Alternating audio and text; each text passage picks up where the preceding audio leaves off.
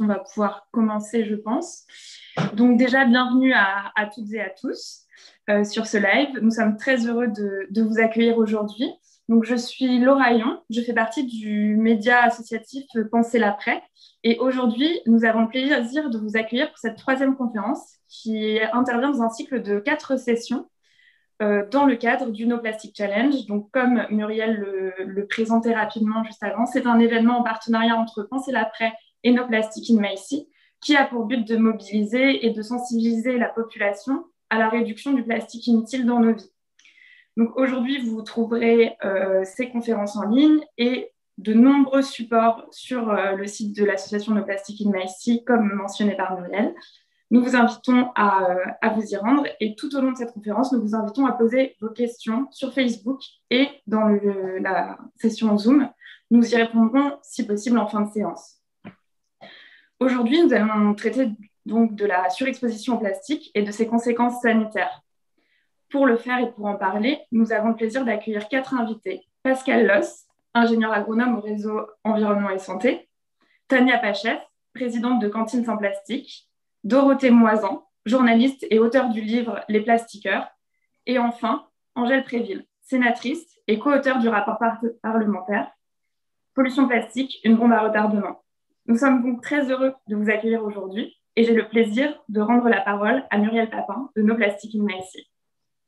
Merci beaucoup, bonjour à tous. Donc, je représente l'association No Plastic in Maïsi. On est ravis que vous soyez nombreux pour cette conférence. On attend Angèle Préville, mais qui est sénatrice et qui a des contraintes d'agenda, donc elle nous rejoindra en cours de séance. Mais on va entamer la discussion et elle nous rejoindra, elle la prendra en cours de route. On voulait rappeler, nous, à l'association No Plastic in Maïsi, finalement, à quel point on est, en effet, c'est le titre de la conférence. Bonjour, Madame Préville. Vous arrivez juste au bon moment. Bienvenue.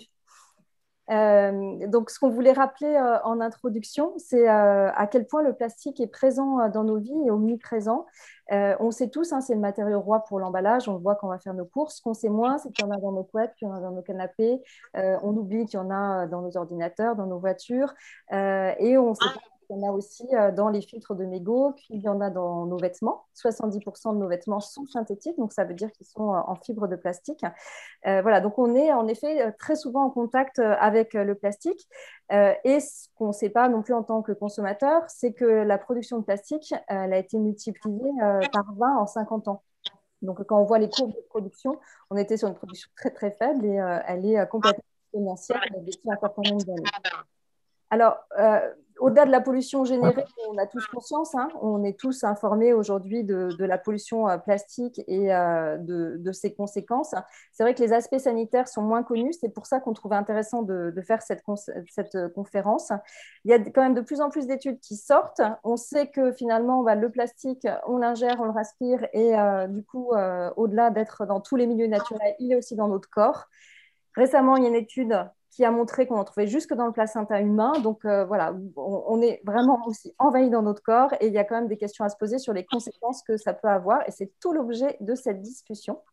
Madame Préville, est-ce que vous êtes disponible maintenant pour nous parler un peu de votre rapport ou vous préférez un peu plus tard parce que je vois que Non, je suis disponible, je viens juste d'arriver à un endroit parce que je suis dans mon département avec beaucoup de déplacements à faire, donc je vais commencer.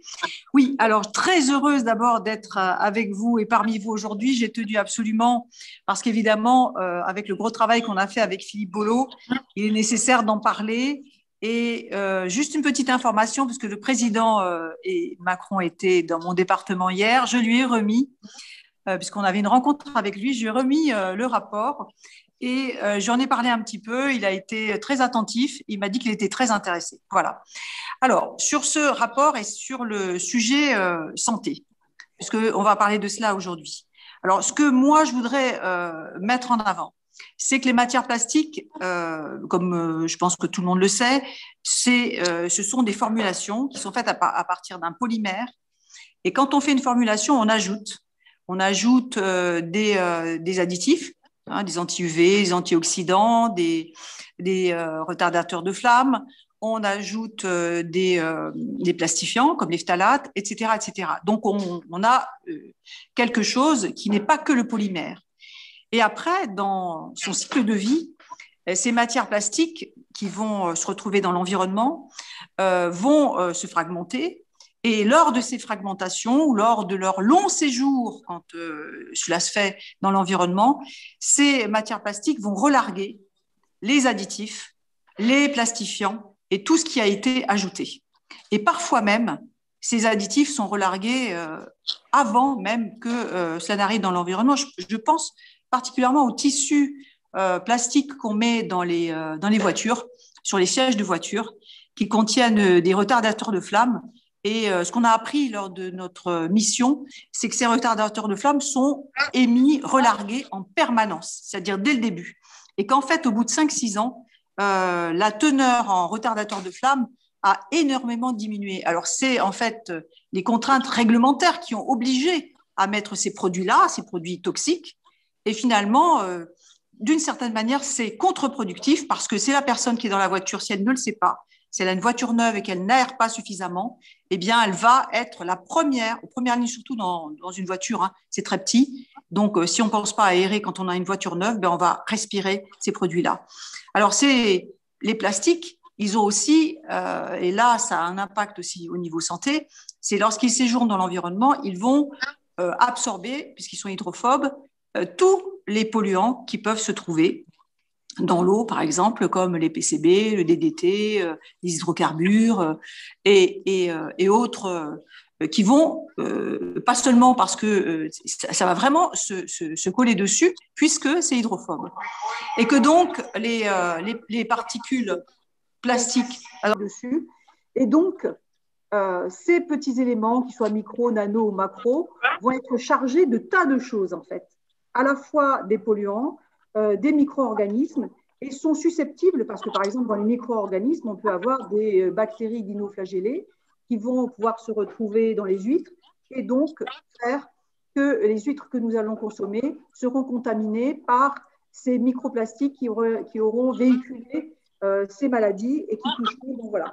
Donc, c'est pour situer que les plastiques dans l'environnement sont un vrai sujet, sont un sujet de santé publique extrêmement important. Et moi, je fais un petit peu ça en vrac, mais quand on a fait la mission, ce qui m'a particulièrement frappé, c'est tous ces additifs qu'on y met. Et parce que je ne pensais pas que même en utilisation normale, par exemple, si vous prenez un linoléum, on y a mis des plastifiants parce que ça permet d'assouplir. Eh bien, un linoléum, il va relarguer les phtalates en continu. Et en continu, donc, on a intérêt à bien laver, à bien rincer, parce que la personne qui a ça chez elle, elle est directement en contact avec ces phtalates qui sont des perturbateurs endocriniens et qui donc, même à faible dose, ont un impact très important sur la santé. Alors, je ne veux pas être plus longue. Voilà, je vous ai donné, moi, ce qui m'a frappé quand on a fait cette mission plastique, ce que j'ai appris et ce que je fais maintenant quasiment chaque jour, c'est d'en parler à la fois auprès des sénateurs, puisque j'ai inscrit à l'agenda du Sénat une proposition de loi, une toute petite, parce que nous, les parlementaires, on ne peut pas faire énormément de choses. Donc, une petite proposition de loi de 4 articles qui a été votée à l'unanimité au Sénat. Et je pense que c'était dû en particulier au fait que cette mission, ce rapport, nous l'avions présenté à la Commission d'aménagement du territoire et du développement durable, avec un effet quand même de la part des autres sénateurs assez important, puisque certains sénateurs étaient quand même assez choqués d'apprendre tout ce que nous leur avons appris avec Philippe Bollot, parce que nous l'avions présenté tous les deux. Donc voilà, c'est important de diffuser, de faire en sorte que tout le monde soit un petit peu plus sensibilisé à cette pollution. Et donc, dernière en date, donc j'ai sensibilisé le président, mais on était déjà un peu sensibilisé, mais je l'ai incité quand même à agir au niveau international et particulièrement pour la mer Méditerranée, qui est la mer la plus polluée du monde quand même au niveau des plastiques. Voilà. Voilà pour l'intervention liminaire. Et je devrais vous quitter après dans un quart d'heure, 20 minutes, parce que je suis prise par autre chose. Voilà. En tout cas, je suis très contente d'être avec vous aujourd'hui. En plus, je vois qu'il n'y a que des femmes. C'est magnifique. Voilà. Donc, merci beaucoup pour ce propos liminaire et puis merci d'avoir porté le sujet auprès du président de la République. Voilà, c'est vrai qu'on a besoin de le porter. On a besoin de le porter à plein d'endroits, vous l'avez dit, hein, et à chaque fois, vous en parlez et vous mesurez à quel point les gens sont surpris, découvrent le sujet et sont même choqués, c'est le terme que vous avez employé. Donc, on va revenir dans le détail du sujet avec nos autres intervenants parce que c'est vrai que on parle de surexposition au plastique. Donc, quelles sont les conséquences? En fait, vous l'avez un peu dit, il y en a au moment de l'usage et il y en a du fait de la pollution plastique. Donc, on va répondre à ces deux questions. Et je voudrais commencer à aborder un moment qui est assez critique dans la vie de chacun, c'est l'alimentation et spécifiquement l'alimentation de nos enfants. Donc, Tania Pachef, du coup, je me tourne vers vous. C'est vrai qu'on voudrait savoir, vous, ce que vous avez identifié comme problème au niveau de l'alimentation des enfants dans les établissements scolaires et dans les cantines de manière générale, ce que vous avez mis en œuvre et que vous nous expliquiez un petit peu le travail de cette formidable association que vous représentez, Cantine sans plastique. Voilà. Bonjour à toutes, merci. Bonjour à toutes et à tous. Merci beaucoup Muriel pour cette introduction et Madame Préville, merci pour ce très beau travail. Effectivement, j'espère qu'il sera très utile. Donc nous, on a eu un petit peu le même début d'histoire que celle qui vient d'être expliquée par Madame Préville, c'est-à-dire que nous sommes une association de parents et nous avons découvert il y a quelques années que les repas de nos enfants étaient conditionnés dans des barquettes en plastique plusieurs jours avant le jour de la consommation de ces repas, puis acheminés dans les écoles et réchauffés dans des fours, un peu comme les fours que vous avez chez vous, à même ces barquettes plastiques, et servis également directement de la barquette à l'assiette. Donc nous sommes des parents, certes, mais nous sommes aussi des scientifiques, des professionnels de santé, je suis moi-même nutritionniste, nous avons alerté nos élus dans plusieurs villes et c'est comme ça qu'est née en fait l'association Cantine sans plastique. C'était la conjoncture de 3 villes qui se sont rendues compte de cette situation qui était pour nous dramatique. Strasbourg, Montrouge et Bordeaux. Et puis, on a créé l'association début 2018. Nous sommes en 2021, on a fêté nos 3 ans et aujourd'hui, on a des collectifs à travers toute la France. Donc, j'ai envie de dire malheureusement, parce que ça veut dire que cette situation est présente partout en France. Et le souci, c'est qu'on s'est rendu compte que c'était le cas de la crèche à l'université. Donc, dès la très, très, très petite enfance, puisque les bébés en crèche arrivent dès, je crois que c'est 3 mois ou 2-3 mois, jusqu'à l'université, nous avons découvert que ces situations existaient. Alors, heureusement, ce n'est pas le cas pour 100% des cantines scolaires en France. Il existe des cantines extrêmement vertueuses, mais malheureusement, une grande partie sont dans ce qu'on appelle la liaison froide. Donc, c'est ce système de préparer jusqu'à 5 jours à l'avance les repas, de les envoyer dans les écoles et de les réchauffer. Cette liaison froide est très, très intimement liée à la présence de contenants jetables à usage unique en plastique. Alors, je vais mettre un S à plastique parce qu'il y a le plastique pétrosourcé, donc qui est fabriqué avec du pétrole, que nous a très très bien décrit Madame Préville à l'instant, et puis qu'on va voir peut-être un peu plus tout à l'heure. Et puis il y a également, depuis 2018, en fait, l'association a porté un article au moment des négociations de la loi Egalim, et grâce à des députés qui nous ont soutenus, nous avons réussi à faire passer un article qui s'appelle l'article 28, qui est surnommé l'article Cantine sans plastique, qui interdira l'usage des barquettes jetables à usage unique, non durable et non inerte au 1er janvier 2025. Le problème que l'on a depuis cet article qui a été voté et confirmé, c'est que les industriels de la restauration collective ont switché, ont changé d'emballage dans beaucoup de villes et sont passés des emballages plastiques pétrosourcés aux emballages plastiques biosourcés, pensant bien faire pour certains, d'autres, on va dire pour d'autres raisons, c'est-à-dire rester dans une logique de jetable à usage unique.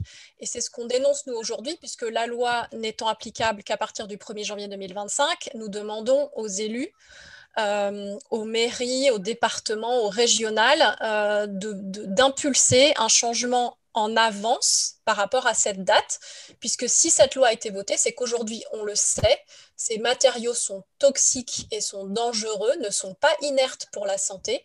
Et on a parlé tout à l'heure de la petite enfance, effectivement, la période des 1000 jours est primordiale, et donc les crèches ne doivent surtout pas avoir ce type de contenant pour protéger la santé des enfants, et idem pour maternelle, primaire, etc., etc. La période de l'adolescence est également très importante.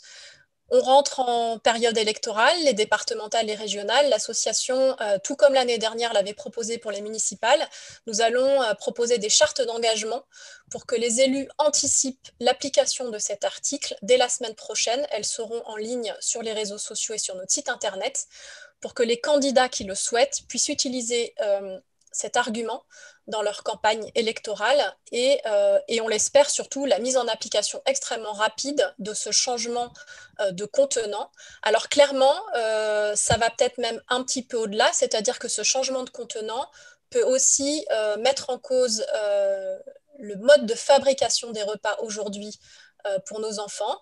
La liaison froide, ça reste quelque chose de relativement industriel, et on parle du contenant, mais il y a aussi le contenu, puisque ce qu'on met dans nos assiettes, c'est aussi très important, et je suis bien placée pour le savoir. Et donc, nous, clairement, ce qu'on remet en cause, si on lit bien entre les lignes, c'est finalement cette technique de la liaison froide qui nécessite ces emballages du début à la fin. Et donc, relocaliser la fabrication des repas, c'est quand même quelque chose qui serait vertueux pour plein de raisons, notamment l'économie locale, les agriculteurs, etc.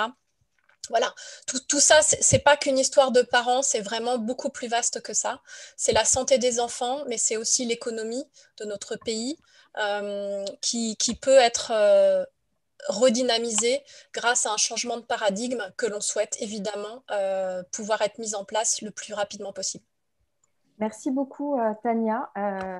Au-delà de ces périodes de la vie, hein, que vous avez mentionnées, qui sont particulièrement à risque au niveau des perturbateurs endocriniens, et au-delà de ce contact, qui est le contact alimentaire, du coup, avec des matériaux et des additifs dangereux, finalement, on l'a vu, on est en contact avec le plastique de multiples manières. Donc, je voulais demander à Pascal Vios de revenir là-dessus pour nous dire finalement quels sont tous les facteurs de risque dans notre quotidien, tous les moments où on est en contact avec le plastique, quel type de risque en termes de pathologie ça induit.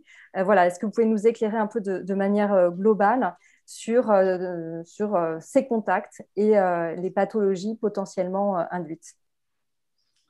Ok, vous m'entendez? C'est bon? Je vous entends très bien, merci. Bonjour à tous et à toutes. Oui, alors quel est ce problème de la surexposition au plastique du point de vue de la santé? Je dirais un seul mot, Madame Préville l'a abordé, c'est que dans les plastiques, le problème, ce sont les additifs. Donc, il faut savoir que tous les plastiques qui ont été mis sur le marché jusqu'à présent, 99% sont issus du pétrole. En fait, c'est un sous-produit du raffinage, et que le matériau obtenu est cassant et dur. Donc, pour le rendre apte aux différents usages qu'on en fait, on est obligé de lui ajouter des additifs. Et ces additifs, ils peuvent aller de 5% à 80% du produit fini. Donc, on se demande même l'intérêt de l'usage du terme additif, parce que quand c'est 80%, c'est beaucoup. Et en fait, ces substances chimiques, elles ne sont pas liées de façon forte avec le matériau brut, et donc elles peuvent se dégager de l'article en cours d'usage. C'est ce que Madame Préville nous en a parlé. Alors, bien qu'on sache depuis les années 90 que certains de ces additifs ont des conséquences graves pour la santé, en fait, on n'a pas une vision exhaustive des additifs utilisés, parce qu'en fait, il n'y a pas d'autorisation de mise sur le marché pour ces produits, comme il y a pour les médicaments ou les pesticides. Mais en Europe, en fait, depuis la mise en œuvre du règlement REACH, donc c'était en 2007, l'Europe a obligé les fabricants de déclarer toutes les substances qu'ils utilisaient pour tous les produits qu'ils mettaient sur le marché européen. Donc, ça a permis à l'Agence européenne des produits chimiques, l'ECHA, de faire un inventaire assez exhaustif de tous les additifs utilisés dans les plastiques, notamment. Et en fait, son bilan, il a trouvé qu'il y avait 1500 substances utilisées à plus de 100 tonnes. Donc, ce qui est énorme, avec comme principale famille les phtalates, les bisphénols et les perfluorés, qui sont tous les trois des perturbateurs endocriniens. Alors, au réseau environnement santé, on a décidé en fait de s'intéresser tout particulièrement aux phtalates en lançant une campagne qu'on appelle Opération Zéro Phthalate. J'ai la photo, l'opération Zéro Phthalate. Alors, pourquoi on s'est intéressé aux phtalates? Bon, d'abord parce que les phtalates sont des perturbateurs endocriniens. Donc, il y a le rapport de l'Endocrine Society en 2015 qui les a mis en cause. En fait, les études s'accumulent sur le problème. La deuxième raison, c'est qu'on a de plus en plus d'études épidémiologiques qui montrent une contamination généralisée de la population. Alors, en France, on peut citer la cohorte ELF, en fait, qui est conduite par l'INSERM et qui a décidé de suivre 18 000 enfants quand même, nés en 2011. Donc, ils les ont suivis depuis la grossesse de la maman et ils vont les suivre jusqu'à l'âge adulte. Et une des premières conclusions de cette étude, c'est qu'en fait, les femmes enceintes sont contaminées à 100%, 99,6%, par les phtalates. Donc, ce qui est un gros problème. Il y a une deuxième étude importante qui a été conduite par l'INSERM, qui est l'étude Esteban en 2014-2016. Et ils ont essayé de mesurer la contamination de la population à 9 phtalates. Et en fait, ils ont trouvé des métabolites dans 100% des échantillons. Et une des conclusions qui est importante, c'est que les enfants sont les plus imprégnés. Et la troisième raison donc, pour laquelle on s'y est intéressé, c'est que les phtalates, en fait, le corps ne stocke pas les phtalates, ils sont éliminés en une dizaine d'heures par l'organisme. Et donc la mauvaise nouvelle, c'est que comme on les retrouve à 100% dans tous les échantillons, ils sont omniprésents dans l'environnement, c'est qu'on les élimine mais on est recontaminé en permanence. Par contre, la bonne nouvelle, c'est qu'une contamination zéro phthalate, théoriquement, est possible. D'où le nom de notre opération. Alors, quelles sont les maladies concernées? Eh bien, chez l'adulte, on a des preuves solides que les phtalates sont impliqués dans l'obésité, le diabète, les maladies cardiovasculaires, le cancer du sein et tous les problèmes de reproduction, tant masculin que féminin. Et chez l'enfant, on sait maintenant que les phtalates sont à l'origine de la progression d'au moins 8 maladies infantiles. Alors, pour citer dans l'ordre, l'asthme, le déficit de l'attention ou hyperactivité, les troubles cognitifs, les troubles du langage, l'obésité, l'hypothyroïdie, les troubles de la reproduction, les problèmes de puberté précoce ou de malformation à la naissance de l'appareil génital, et une nouvelle maladie qui a été, pour laquelle les dentistes nous ont informés, qui s'appelle la NIH et qui a une carence de formation de l'émail des dents qu'on retrouve aujourd'hui chez 15 à 20% des enfants de 6 à 9 ans et qui entraîne donc des caries, enfin des problèmes de dents pour toute la vie. Alors, où trouve-t-on ces phtalates? Grande question. Et en fait, la réponse est simple, on les trouve partout. En fait, les phtalates sont utilisés comme plastifiants dans tout type de plastique. Donc, 80% de la production est utilisée pour le PVC, PVC qu'on retrouve dans les canalisations. On les retrouve aussi dans les revêtements de sol. Donc, Madame Préville en a parlé, donc le problème des linos, enfin des sols en PVC. On les retrouve dans le film étirable, dans les rideaux de douche. Et ensuite, il y a 20% de la production de phtalates qui va dans des usages comme la cosmétique, les parfums, où ils servent de fixateurs, les produits d'hygiène, les emballages alimentaires, dont Tania vient de nous parler, les produits ménagers, les gélules des médicaments, la cellulose qui entoure les gélules de médicaments ou de compléments alimentaires, le matériel médical, beaucoup de phtalates dans le matériel médical, ils utilisent beaucoup de plastique, les jouets pour enfants.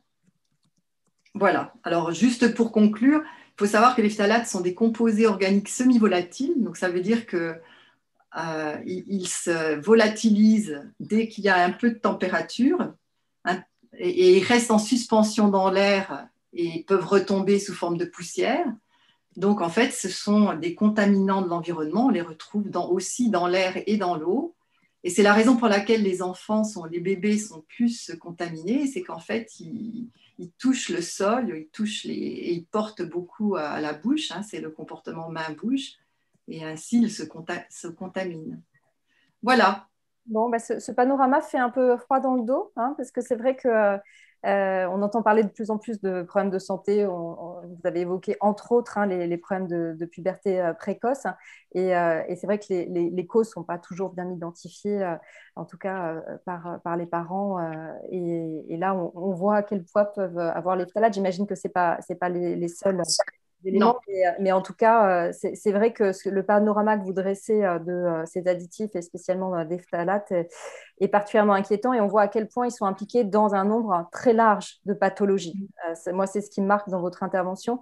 Maintenant, je voudrais poser quelques questions à Dorothée Moisan, qui a publié un livre remarquable qui s'appelle Les plastiqueurs, pour vraiment qu'on vienne sur un autre sujet qui est plus le sujet des microplastiques et de la pollution, parce que dans le livre, Dorothée, vous parlez de micro-overdose.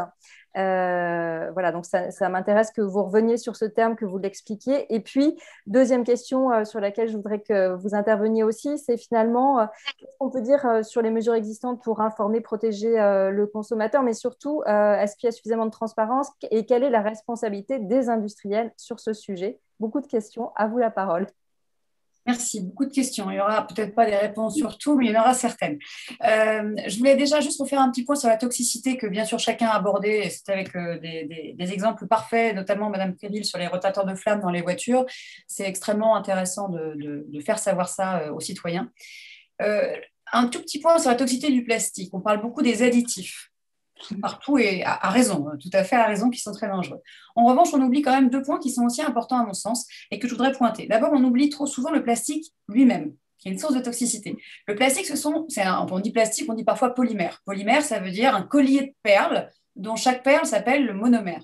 Et donc, si on prend juste deux exemples, le polystyrène, qui paraît souvent, dont on ne se méfie pas beaucoup, mais le polystyrène, je pense qu'il faudrait s'en méfier beaucoup plus que ce qu'on s'en méfie aujourd'hui, il est formé de monomères de styrène. Et le styrène est cancérigène. Donc ça, on l'oublie, mais le plastique lui-même peut être toxique. Je pense aussi au bisphénol A, qui forme le polycarbonate et qui est un monomère. Donc on a ce premier point. Et ensuite, on a un acronyme assez barbare qui s'appelle les NIAS. Les NIAS, donc, ce sont les substances non intentionnellement ajoutées qui apparaissent un petit peu comme par magie quand vous fabriquez un produit, un objet en plastique, on rajoute de la chaleur, des solvants, et donc apparaissent des nouveaux produits. Et ce qui fait qu'aujourd'hui, pas un fabricant n'est capable de vous dire ce qu'il y a exactement dans son objet en plastique. Et c'est toute la difficulté de la chose, parce que même s'il est la meilleure foi possible, il ne peut pas savoir. Il y a des choses qui apparaissent dont il n'est pas conscient. Donc ça, c'est extrêmement important de garder ça en tête. Alors, mais quand on s'intéresse aux impacts du plastique, pour reprendre les microplastiques dont on parlait, il faut s'intéresser à tout ça, mais pas que. Effectivement, pour corser l'affaire, il faut ajouter aux risques liés à ce matériau et aux ses additifs les risques de la décomposition de ce matériau en microplastique ou éventuellement en nanoplastique quand c'est encore plus petit, c'est-à-dire quand on ne peut même plus le voir à l'œil. Il y en a qui sont ajoutés délibérément dans des produits, comme dans les cosmétiques, dans les engrais, qui sont encapsulés en fait, dans des petits plastiques. Et puis ensuite, il y a ceux qui apparaissent quand les objets se décomposent et vont finir dans l'océan ou ailleurs, parce qu'on oublie aussi beaucoup qu'il y en a plein dans nos sols qui sont 4 à 23 fois plus pollués que nos océans. Ça, c'est quelque chose qu'il faut dire. Je vais prendre 3 exemples pour vous donner une petite idée de l'impact de ces microplastiques autour de nous. Dans ceux qui, moi, m'ont plus marqué quand j'ai écrit ce bouquin. On a parlé un petit peu des fibres textiles. Je crois que c'était Pascal qui parlait de 70% des textiles qui étaient effectivement synthétiques. Et en fait, quand on les met dans une machine à laver, par exemple, il y a plein d'autres sources. Mais prenons juste la source venant de la machine à laver, quand on nettoie nos vêtements dans la machine à laver, vont s'en échapper des petites microfibres de textiles synthétiques et donc de plastique qui vont rentrer dans le circuit d'épuration des eaux. Le problème, c'est que seulement 10 à 20% de ces fibres plastiques sont stoppées par les filtres des stations d'épuration. Mais elles ont beau être très bonnes, ces stations d'épuration, on ne peut pas tout filtrer. Et donc 80 à 90% passent ces filtres, finissent dans les boues d'épuration, qui sont donc ensuite dispersés sur les champs. Et vous l'avez compris, c'est assez simple, on disperse ça sur un champ, ça rentre dans la terre, c'est absorbé par les racines des végétaux. Et il y a des études assez récentes qui montrent que les végétaux qui poussent ainsi sont plus chétifs, et qu'on retrouve des microplastiques aujourd'hui dans des laitues, des carottes et dans les pommes des arbres, puisqu'effectivement, si ça touche le système racinaire, ça touche l'ensemble du système reproductif de l'arbre. Autre point qui me semble assez intéressant, c'est tout ce qui est autour des poussières de pneus. Alors, à mon avis, ça va être un des scandales qui va sûrement arriver prochainement au niveau sanitaire. on oublie que l'usure des pneus, quand vous roulez, si vous roulez 15 000 km par an, c'est à peu près 3 kg de poussière de pneus que vous émettez dans l'atmosphère chaque année. À ça, vous ajoutez 3 kg des agrégats de la route. Ce n'est pas non plus extrêmement sympa au niveau toxicité. Vous relâchez ça dans l'environnement et c'est ce qui va aggraver un petit peu la pollution atmosphérique et aussi la pollution marine. Pour vous donner une anecdote qui est assez marquante, sur les 50 tonnes de déchets plastiques rejetés chaque année dans le lac Léman, chez nos voisins suisses, 60% proviendraient de l'usure des pneumatiques. C'est quand même assez important. Troisième exemple, moi je bois du thé, je ne sais pas si là vous avez pris un café, et j'ai réalisé dernièrement qu'il y a de plus en plus de sachets de thé qui ne sont plus en papier, mais en plastique. On le voit à peine, hein, des fois on n'arrive pas à l'identifier, en PET ou en nylon. Et donc en PET ou en nylon, vous mettez une eau, alors en admettant que vous la mettez à 95 degrés, sachant que souvent on laisse plutôt bouillir à plus de 100, mais enfin bon, à 95 degrés, vous avez la quasi-certitude que vous avez 11 milliards, vous avez bien entendu le chiffre, hein, c'est 11 milliards de microparticules de plastique dans votre tasse de thé et 3 milliards de nanoplastiques dans cette même tasse de thé. Les nanoplastiques, ils sont plutôt plus dangereux en fait pour vous. Plus ils sont petits, plus ils sont dangereux parce qu'ils vont passer certaines barrières de l'organisme. Alors après, finalement, on pourrait vous dire pourquoi pas. D'ailleurs, c'est ce que vous dit l'industrie, pourquoi pas. On ingère tellement de choses à notre époque, pourquoi pas du plastique? Il y a quand même pas mal de choses qui finissent dans notre organisme. On en ingérait, c'est un chiffre controversé, mais qui vous donne une idée, 5 grammes par semaine, soit l'équivalent d'une carte bancaire, en l'occurrence qui est en PVC. Petite précision intéressante, ceux qui consomment de l'eau en bouteille affichent des taux 22 fois plus élevés que ceux qui boivent de l'eau du robinet. Comme quoi, les microparticules de plastique se détachent de la bouteille pour arriver dans l'eau. Alors du coup, l'industrie va vous dire, ben non, il n'y a pas d'études qui montrent que scientifiquement, il y a un risque. Effectivement, ils ont raison, il n'y a pas d'études aujourd'hui qui vous dit que l'homme aura un cancer, une baisse de la fertilité, s'il ingère quotidiennement des microplastiques. Mais chez l'huître, on a quelques résultats. Alors l'huître, ce n'est pas exactement l'être humain, mais malgré tout, ça donne quand même quelques pistes. Des chercheurs bretons, pas très loin de chez moi, parce que j'habite en Bretagne, ont montré que les huîtres exposées à des microbilles de polystyrène, styrène, vous voyez, donc dégradation avec un produit extrêmement toxique, voyez le nombre de leurs spermatozoïdes chuter de 80%. Voilà, donc moi je vous donne juste ce chiffre-là, et après, encore une fois, on peut discuter de l'influence sur l'homme, mais voilà. Alors du coup, j'ai plus qu'une ou 2 minutes pour vous expliquer un peu quelle est la position de l'industrie et la responsabilité. Ou 3. Oh là là, je sais pas. Bon alors du coup, je peux dépasser mon temps. Vous l'avez compris, on ne sait pas tout, mais on sait suffisamment pour agir et pour activer ce qu'on appelle le principe de précaution. Sauf que l'industrie n'est pas véritablement au premier rang du rendez-vous de la transparence. Enfin, moi, c'est ce que j'ai pu constater en écrivant mon livre. Pourquoi? Il y a une raison très simple. Elle n'a aucun intérêt à communiquer sur la toxicité du plastique. Pourquoi? Parce que le plastique, aujourd'hui, c'est sa planche de salut. La planche de salut, on vous l'a expliqué, le plastique, c'est du pétrole, bon, pas que, hein, du pétrole, du gaz naturel et du charbon. En Chine, c'est du charbon, du pétrole à 70% peut-être. Donc, ce qui veut dire que l'industrie des énergies fossiles, dont on sait qu'elle se prépare un avenir peut-être un petit peu moins rose ou un petit peu moins noir, parce que son principal vecteur et débouché, le carburant automobile, va peu à peu, est en train de peu à peu diminuer pour faire place aux voitures électriques. Donc le plastique, c'est la planche de salut. Elle essaye de développer des technologies qui permettent, à partir d'un baril de pétrole qui aujourd'hui donne à peu près 10% du baril donne du plastique, d'ici quelques années, ce sera 80%. Aujourd'hui, on est à 40%, les recherches sont en cours pour arriver à 80%. Et donc, du coup, vous comprenez bien que la priorité pour eux, c'est de défendre les bénéfices actuels d'une industrie, ce qui paraît un peu naturel pour une industrie quelle qu'elle soit. Et on est, à mon sens, aujourd'hui, un petit peu la position de l'industrie du plastique est la même que celle qu'on avait sur l'industrie du pétrole, du tabac ou de l'amiante, il y a quelques décennies. Je vais prendre juste l'exemple du tabac parce qu'il est bien connu. Donc, le tabac, on sait qu'il a fauché plus de 100 millions de vies au seul XXe siècle. Là, on rajoute 20e siècle plus 20 ans aujourd'hui, il y en a plus, mais bon, 100 millions de morts au seul XXe siècle. Dès 1958, on a démontré qu'on savait que l'industrie savait. Elle savait que le tabac pouvait provoquer le cancer du poumon, etc. Il a fallu attendre 1998, soit 40 ans, pour que ces documents soient exhumés, soient ressortis de l'industrie grâce à un procès aux États-Unis, et pour qu'on puisse enfin diffuser de manière très large cette information auprès du grand public. Et aujourd'hui, avec le plastique, l'industrie, bien sûr, est au courant des problèmes de toxicité, notamment du PVC, on en parlait, les phtalates, ce n'est pas du tout nouveau, du rôle de perturbateur endocrinien de certains additifs présents dans les plastiques, notamment sur la fertilité humaine. Et aujourd'hui, elle choisit effectivement de ne pas le dire. Il y a un point qui est assez intéressant. Aujourd'hui, elle n'est pas obligée de le dire. Pourquoi? Parce que les emballages, si on reprend les emballages alimentaires dont on parlait tout à l'heure, il n'y a aucune obligation, même en Europe, qui est pourtant une zone quand même plutôt plus en avance que d'autres sur la protection sanitaire des citoyens, il n'y a aucune obligation de donner la composition d'un emballage. Or, comme vous savez que sur une étude montre que, alors il pourrait y en avoir d'autres, mais ils ont pris plusieurs pots de yaourt. Sur 4 pots de yaourt, 2 sont toxiques. Les 2 peut-être, mais il y en a 2, ils sont surtoxiques. Comment est-ce que le consommateur peut faire son choix entre ces 4 pots de yaourt? Il n'y a aucune indication sur l'emballage et la composition de cet emballage, alors qu'on a énormément de précision à mettre sur l'alimentation qu'elle présente dans ce yaourt.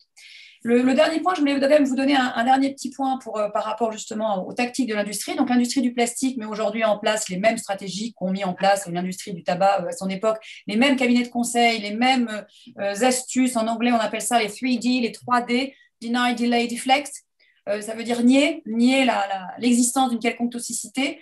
Delay, retarder toute réglementation, toute interdiction. Et deflect, ça veut dire divertir, détourner l'attention.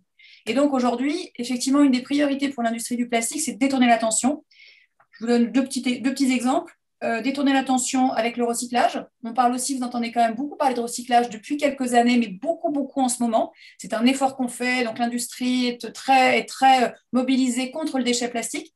Sauf que si le plastique vierge est déjà toxique, on vous l'a expliqué, vous vous doutez que le plastique recyclé est plutôt encore plus toxique. Donc le recyclage, ce n'est pas la meilleure solution pour un matériau comme le plastique. Ce n'est pas le meilleur candidat. Ce n'est pas comme du verre ou du métal, c'est autre chose. Et deuxième diversion que j'aurais tendance à prendre, c'est par exemple, en prenant l'exemple du bisphénol A, dont on a beaucoup parlé, ça veut dire que beaucoup de gens sont contents, notamment, je penserais à un biberon, d'acheter des biberons sans BPA.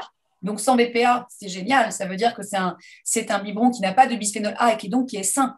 Sauf qu'on sait aujourd'hui que le bisphénol A a très souvent été remplacé par du bisphénol S, qui est tout aussi dangereux, voire plus dangereux. Les études sont en cours, mais il faut de l'argent pour faire des études, donc il faudra un petit peu de temps pour arriver à autant de certitude que le BPA. Or, vous comprenez bien que pour n'importe quel fabricant, il est plus sexy de vendre un produit sans BPA qu'avec BPS. Voilà. Donc, il y a un gros travail à faire sur les obligations d'information du consommateur de la part de l'industrie. Merci beaucoup pour toutes ces explications. Et comme on n'a pas beaucoup de questions et réponses, c'était important qu'on vous laisse tout le temps qu'il fallait. Je vais laisser la parole à Laura. Laura, on n'a pas beaucoup de questions et réponses, mais je vous laisse les animer et peut-être qu'il y en a d'autres qui vont arriver. J'ai un peu suivi les différents échanges qui ont eu lieu. On a eu plusieurs réactions, surtout de personnes qui justement mettent en avant le fait que l'information est peut-être pas assez répandue et qu'ils ils se demandent un peu comment est-ce que eux ils peuvent agir.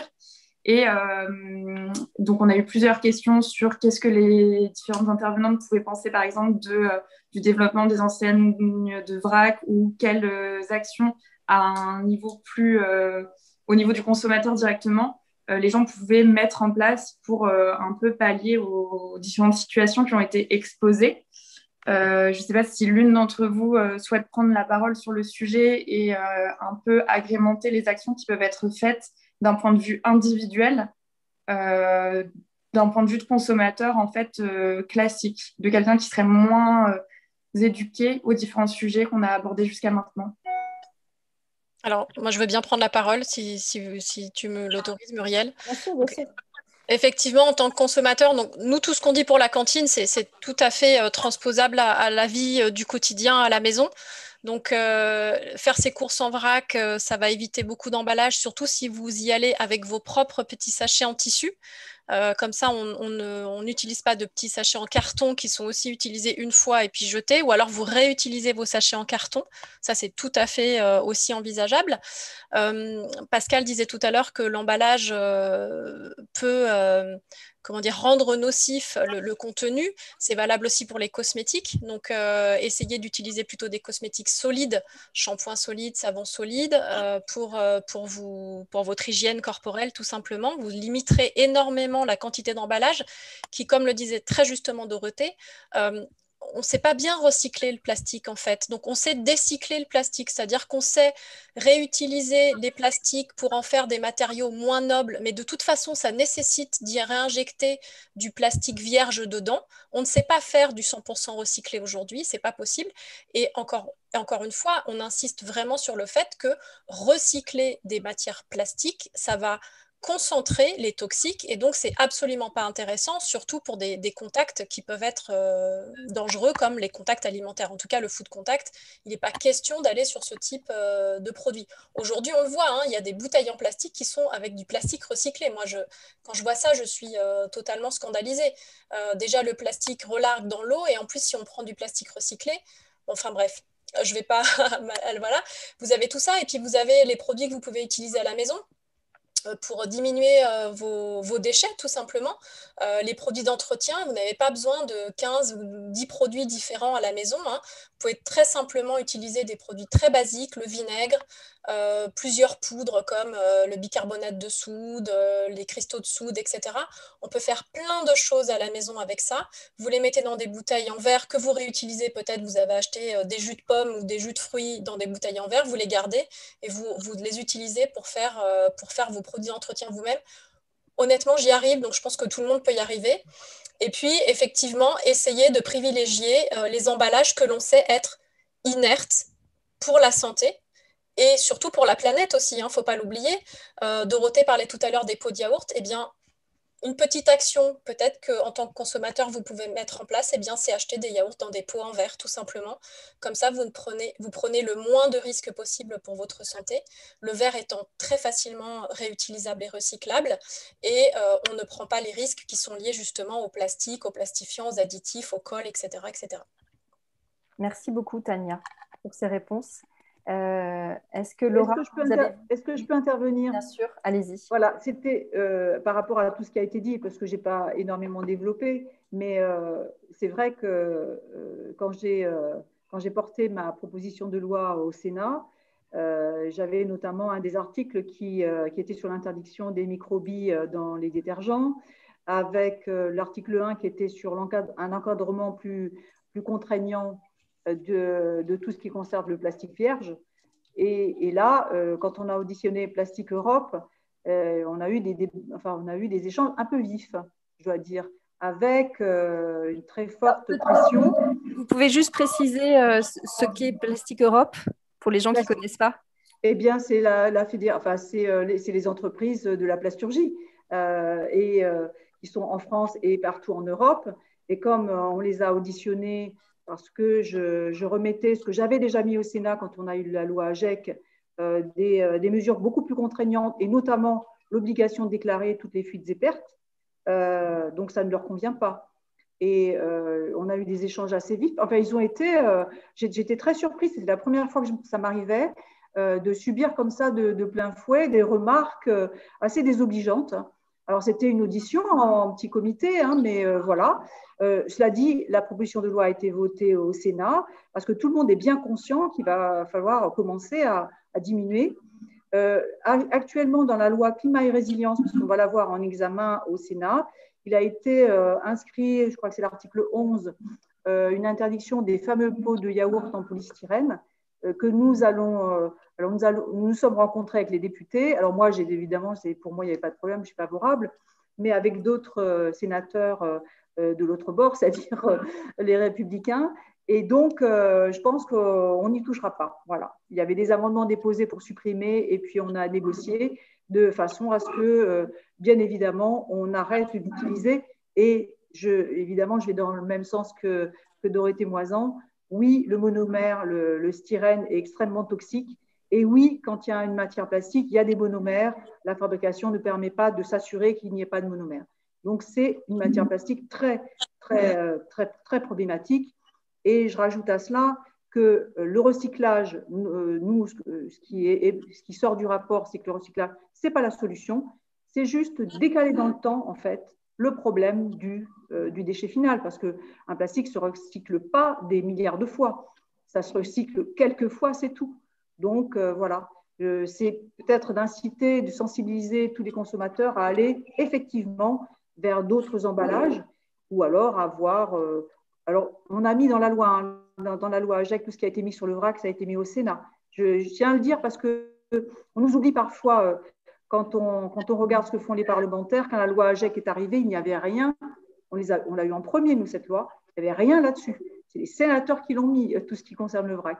Donc voilà, c'est des belles choses qui ont été mises dans la loi.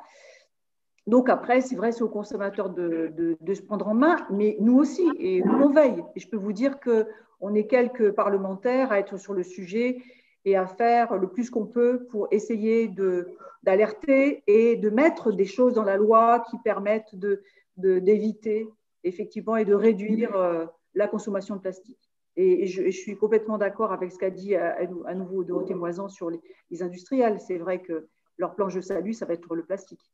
Et de toute façon, la production plastique est exponentielle. On a beau, moi, ça m'a frappé, c'est-à-dire de dire, mais on parle depuis des années de ce problème-là et que peut-être on est en train d'en faire moins. Pas du tout.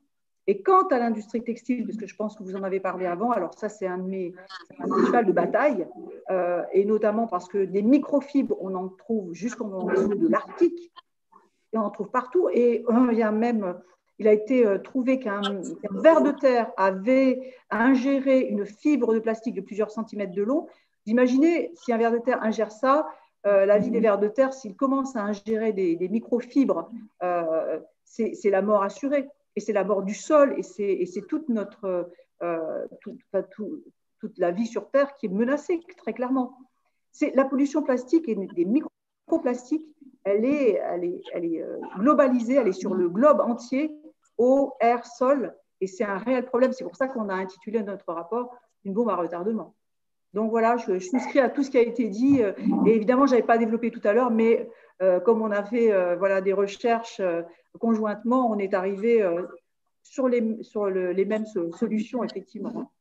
Merci beaucoup. Et puis merci aussi d'ouvrir les yeux à tout le monde et puis de porter ce message qui n'est pas facile à porter sur le fait qu'en effet, la production est exponentielle, qu'une des meilleures solutions, c'est la réduction. Et c'est vrai que la réduction, ce n'est pas forcément dans le schéma de pensée de nos modes économiques. Donc voilà, on sait que ce n'est pas facile à porter comme message et que ça va mettre du temps à s'installer, mais on sait tous, en tout cas ici, que c'est la voie de salut en ce qui concerne la pollution plastique et ses impacts sanitaires.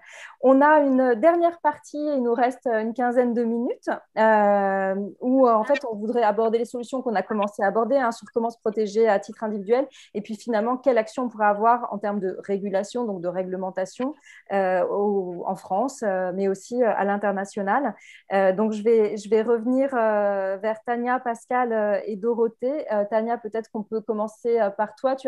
Par vous, pardon. Vous avez déjà exposé un certain nombre de sujets, mais finalement, quels conseils vous auriez envie de donner aux consommateurs sur quoi il y a des points d'alerte et qu'est-ce que vous attendez à l'avenir de la réglementation? Donc, comme je vous le disais tout à l'heure, on a réussi à faire voter cet article 28 de la loi Egalim, mais 2025, ça nous paraît extrêmement loin, surtout que ça a été voté en 2018. Donc, toute une génération d'enfants qui va passer en primaire, de la maternelle jusqu'à la fin du primaire, va être potentiellement exposée à ces plastiques. Donc, nous, ça ne nous convient pas. Nous demandons l'anticipation de l'application de cette loi. Et aujourd'hui, ce que l'on demande clairement, c'est une définition extrêmement simple et claire de ce que sont les plastiques. Aujourd'hui, en France, elle n'existe pas. Elle a été dans le projet de loi, mais elle n'a pas été concrétisée. Elle n'existe qu'au niveau européen. Et aujourd'hui, les industriels de l'emballage minaudent et interprètent l'article 28 à leur manière en considérant que les bioplastiques ne font pas partie de cette interdiction. Or, ce n'est pas le cas. Ils font partie de cette interdiction. Il suffit de regarder les textes puisque la loi européenne prévaut sur la loi du territoire. Donc voilà, donc ça c'est quelque chose qu'il faut vraiment mettre en avant et insister puisque de nombreux élus dans beaucoup de villes où nous avons des collectifs de parents nous disent mais non, mais de toute façon, il n'y a pas de souci, on va passer des barquettes pétro-sourcées aux barquettes biosourcées puisqu'elles ne font pas partie de l'interdiction. Et c'est là qu'on rentre parfois en conflit avec les élus, puisqu'ils n'entendent pas ces propos-là. Par ailleurs, à titre beaucoup plus large que les cantines, et encore une fois, là je reprends ma casquette de professionnel de santé, il faut vraiment que les industries de l'agroalimentaire jouent le jeu.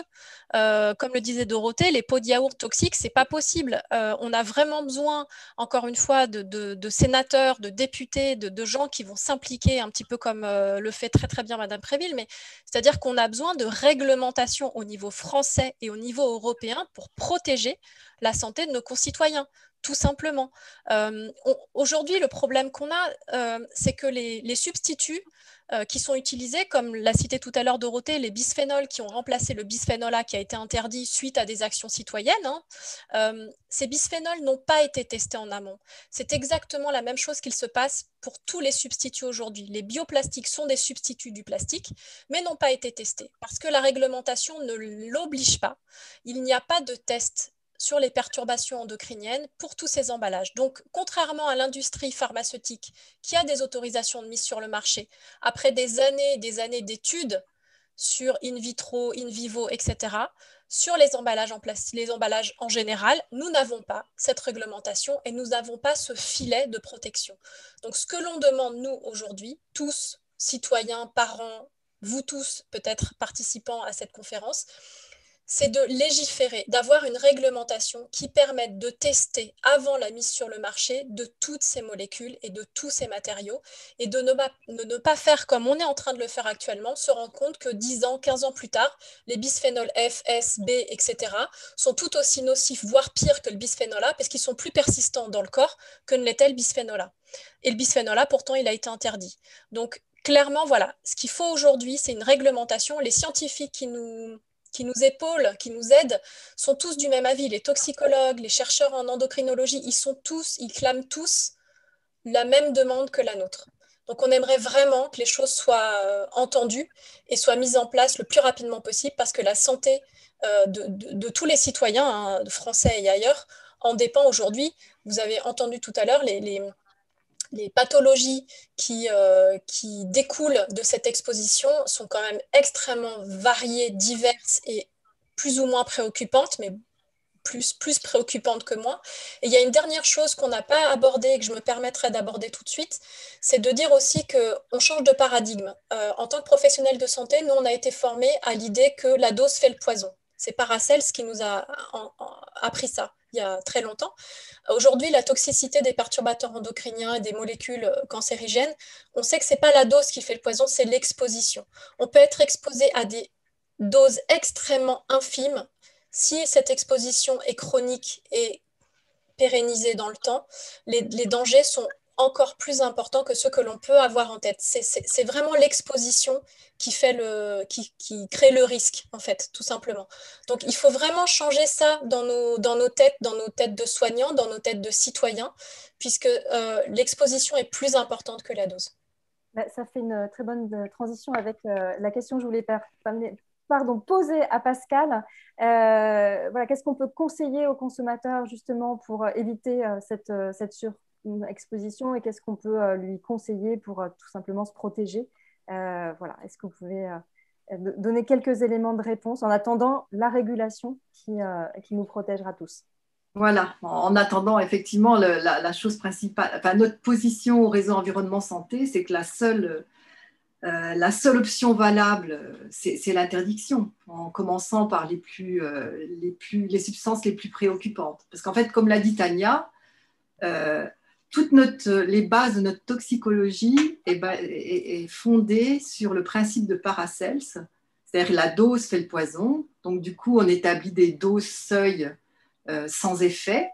Et on bâtit des normes sur les doses acceptables journalières en fonction du poids et des limites maximum de résidus ou de migration. Pour les contenants en plastique, c'est le cas. Or, avec les perturbateurs endocriniens, cette théorie tombe complètement, les fondements tombent parce qu'en fait, des doses très faibles, ils n'ont pas une courbe classique effet dose, ils ont une courbe des fois en U, où des doses très faibles sont beaucoup plus toxiques que des doses fortes. Donc, en fait, on ne peut pas utiliser ce type. Et donc, la solution, c'est en sachant qu'il y a des périodes très sensibles qui sont la grossesse, la jeune enfance et l'adolescence, avec des conséquences ultérieures et d'une génération à l'autre, d'ailleurs. Une exposition pendant la grossesse peut entraîner des effets sur la petite fille. On sait aujourd'hui. Et donc, pour nous, la seule solution, c'est vraiment de faire des tests et d'éliminer du marché, de supprimer du marché ces substances. Alors, l'espoir, c'est que… Les consommateurs aussi, pour qu'ils puissent se projeter en attendant cette régulation. Alors, la réglementation avançant très, très lentement, effectivement, sur le sujet. Alors, il y a des recommandations qui valent ce qu'elles valent, mais par exemple, on sait qu'une source très importante de phtalate, ce sont les revêtements de sol en PVC. Donc ça, c'est à éviter absolument.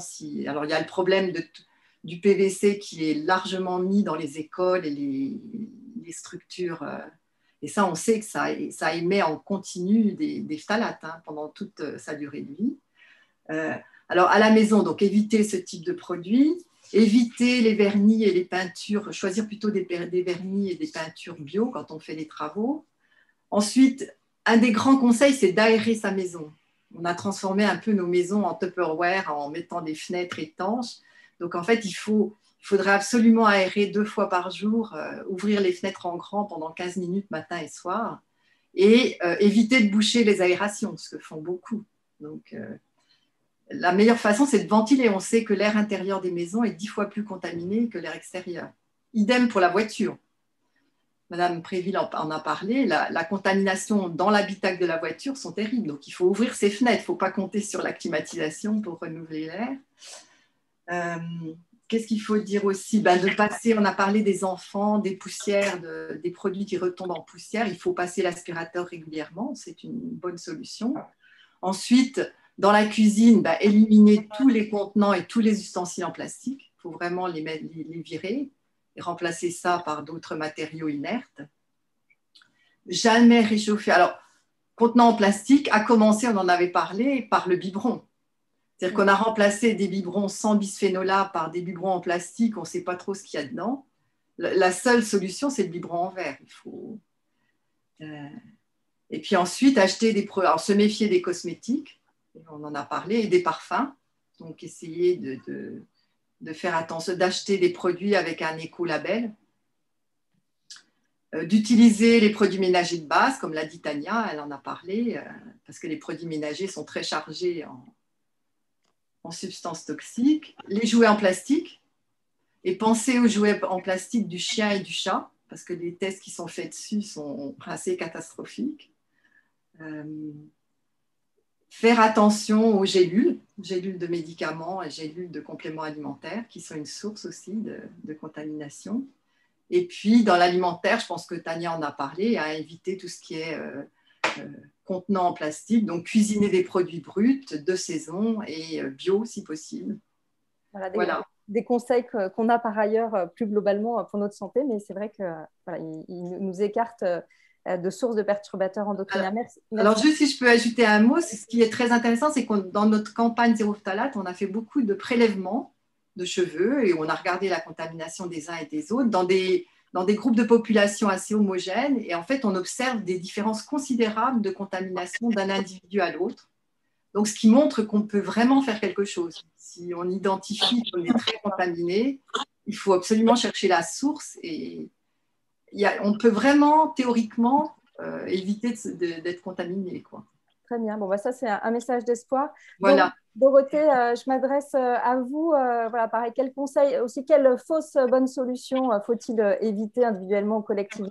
Et puis, je sais qu'au niveau régulation, vous suivez un accord international qu'on espère tous. Donc, je vous invite à nous dire un mot de tout ça avant de conclure. Sur les fausses solutions, les fausses bonnes solutions, les fausses solutions, il y en a beaucoup. Moi, j'en croise beaucoup. Je vais juste faire référence à une que j'ai vue la semaine dernière quand j'étais dans le sud de la France pour faire des conférences sur mon livre. Et j'étais dans la ville de Sète, sur une terrasse puisqu'elles ont ouvert, et on m'a servi tout simplement des tapas froides, un peu grasses ou acides, dans des assiettes en carton. Et quand j'ai dit à la patronne du restaurant, c'est étonnant, c'était très bon, par contre, je regrette, petit bémol, que les assiettes soient en carton. Et là, elle m'a regardée très étonnée parce qu'elle était de très bonne foi en se disant, mais non, mais c'est pas du plastique. Je ne vais pas parler de plastique. Ce n'est pas du plastique.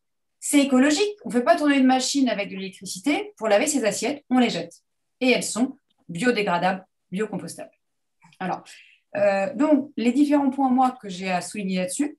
Déjà, pour revenir sur les bioplastiques dont parlait Tania tout à l'heure, des études ont montré que les bioplastiques qui sont utilisés, donc, c'est-à-dire des plastiques biosourcés, attention, bioplastique, c'est biosourcé, des articles à partir biosourcés et biodégradables. Donc là, je prends les biosourcés. Donc, les plastiques faits à partir d'amidon de maïs, de sucre de canne à sucre, etc. Et donc, il se trouve que les études ont montré qu'ils sont plutôt plus toxiques que les autres parce que finalement, le pétrole, c'est quand même super bien, c'est super fort et on fait des plastiques qui sont extrêmement pratiques, merveilleux, magiques, en ajoutant des additifs, mais pas tant que ça, sauf pour le PVC. Alors que sur les bioplastiques, il faut finalement les renforcer un petit peu plus et donc il faut les muscler un peu plus en mettant plus d'additifs. Et au final, un pot de yaourt en PLA, en acide polylactique, a des chances d'être beaucoup plus toxique finalement et avec des additifs toxiques qui vont migrer vers le yaourt, plus important qu'avec un yaourt classique. Bon, première remarque. Et donc, dans ma petite assiette en carton, il y a plusieurs choses à dire. Déjà, mon assiette en carton, le grain ne traversait pas. Et il était un petit peu brillant.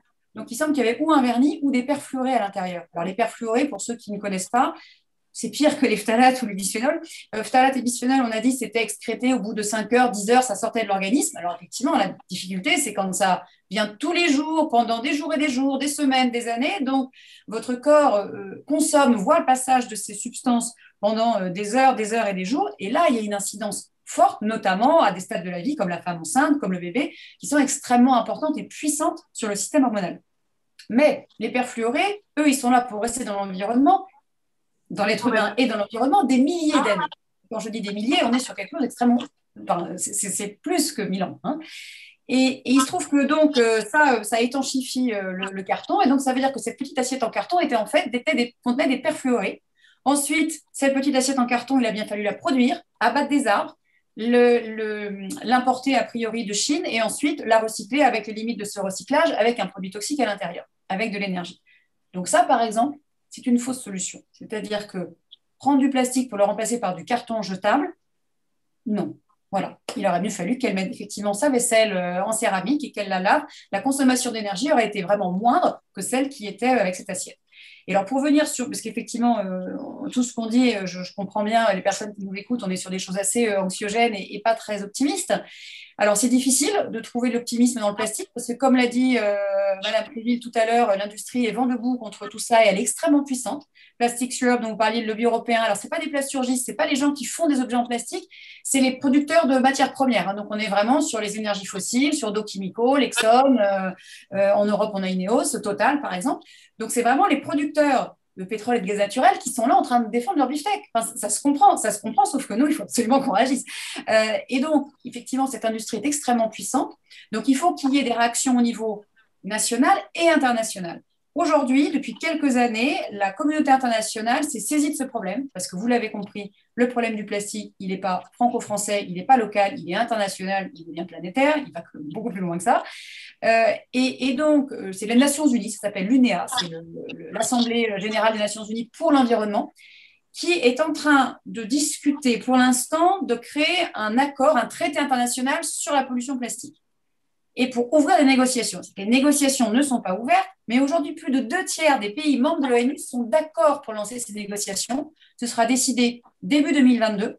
Et donc, si ça se passe comme prévu, on ne sait jamais ce qui se passe, mais il y aura effectivement le début des négociations pour un traité international sur le plastique et cette pollution plastique qui sera décidé à l'ONU courant 2022-2023. Et c'est grâce à ce type d'accord que, à mon sens, on pourra faire vraiment bouger les choses et obliger les producteurs à agir différemment. Moi, j'ai un rêve, comme beaucoup de 2 ou 3 ONG avec qui j'ai pu parler, avec des gens qui sont sur ce projet depuis des années. C'est le projet CFC, c'est-à-dire qu'en 1987, il y a eu un accord international qui s'appelle le Protocole de Montréal, qui est l'accord multilatéral le plus ambitieux jamais négocié, adopté, qui a permis de geler la quantité de CFC, c'est-à-dire les gaz qui détruisaient la couche d'ozone. Tout le monde a été au courant, alors dans les écoles ou ailleurs. Enfin, moi, je sais que c'était grave. Je voyais ce grand trou au-dessus de ma tête et je me disais, tout le monde va avoir un cancer. Enfin bon, bref. Et au final, on est arrivé à quelque chose. Alors, il n'est pas parfait, puisqu'aujourd'hui, on a les HFC qui sont des gaz super puissants contre le climat. Mais enfin bon, on a réussi à quelque chose. Et est-ce qu'on ne pourrait pas réussir à faire la même chose avec le plastique, qui est un matériau aussi toxique et finalement beaucoup plus destructeur de la santé humaine et de l'environnement qu'on oublie trop souvent, il n'y a pas que la santé humaine, que les CFC. C'est mon espoir. Merci beaucoup Dorothée. C'est un espoir qu'on partage à l'association No Plastic in Massy. Hein, et, il y a beaucoup d'associations, il y a des États, 2/3, ça c'est très bien. Il y a beaucoup d'associations qui sont mobilisées aussi sur cet accord international. Donc on espère qu'il va progresser l'année prochaine et qu'il sera ambitieux surtout. Voilà, et qu'il inclura aussi une dimension stabilisation, voire réduction de la production de plastique, puisque voilà, on l'a tout dit ici, c'est quand même l'enjeu. Merci à toutes, merci aux participants qui ont suivi cette conférence. On a eu beaucoup de commentaires et de réactions. Je crois qu'on les a un peu sidérés aussi, hein, puisqu'il y a eu beaucoup d'informations diffusées d'un seul coup avec des conséquences sanitaires que les gens ne soupçonnent pas. Donc, vous avez parlé de choc, Madame Préville, tout à l'heure. Hein. Je pense qu'on a sans doute un peu choqué, mais j'espère aussi que c'est un choc qui permet d'éveiller les consciences et d'inviter à partager l'information et surtout à agir. Donc, merci à toutes d'avoir été avec nous. Je vais rappeler les ressources et les coordonnées pour vous joindre. En fait, Cantine sans plastique, donc on retrouve facilement le site internet. C'est Cantine sans S, si je ne me trompe pas, Tania. Le réseau environnement santé, donc on trouve aussi toutes les informations sur le site réseau-environnement-santé. Dorothée, je n'ai pas votre livre sous la main, je ne sais pas si vous l'avez, mais il s'appelle Les Plastiqueurs. J'aurais bien voulu montrer la couverture. Le voilà. Et donc, vous le trouvez, comme on dit, dans toutes les bonnes librairies. Alors, on a eu des remarques en nous disant, mais il faut être sur les plateaux télé. Et j'ai dit que vous étiez déjà allé pas mal sur les plateaux télé et sur les plateaux radio. Donc, très bien. J'espère que ça va continuer parce que c'est important de diffuser cette information. Merci, Madame Préville, d'avoir été avec nous. Merci pour ce formidable rapport. Alors, ce rapport, il s'appelle Pollution plastique, une bombe à retardement. Et on le trouve sur le site du Sénat. Voilà, très bien, oui, sur le site du Sénat. Bon, et merci, merci alors d'avoir été avec nous. Voilà, du coup, je ne vais pas prendre plus de temps puisqu'on a déjà dépassé de 7 minutes. Merci à tous. On a enregistré la conférence, donc elle sera diffusée à nouveau. On va la faire vivre à nouveau. Merci beaucoup. Merci. Merci, au revoir. Merci, à très vite. Au revoir. Au revoir. Merci.